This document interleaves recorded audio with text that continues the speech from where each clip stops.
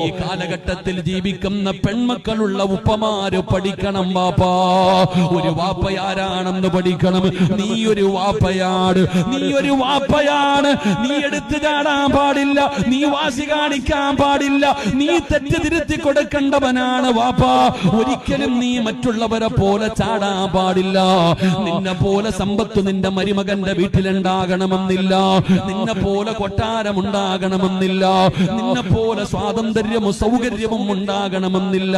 അവിടെ കഷ്ടപ്പാടായിരിക്കാം, അവിടെ പ്രയാസമായിരിക്കാം, അവിടെ ദുരിതമായിരിക്കാം. മക്കള് പല സങ്കടങ്ങളും പറയും വാപ്പാ. തിരുത്തി കൊടുക്കേണ്ടവനാണ് നീ.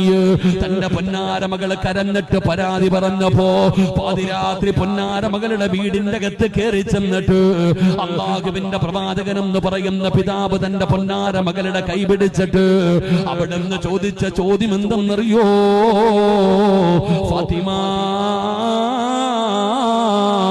ഭർത്താവിനും മക്കൾക്കും ഭക്ഷണം വെച്ച് കൊടുത്ത അല്ലാഹു തരുന്ന പ്രതിഫലം എന്താണെന്ന് നിനക്കറിയുമോ ഫാത്തിമ?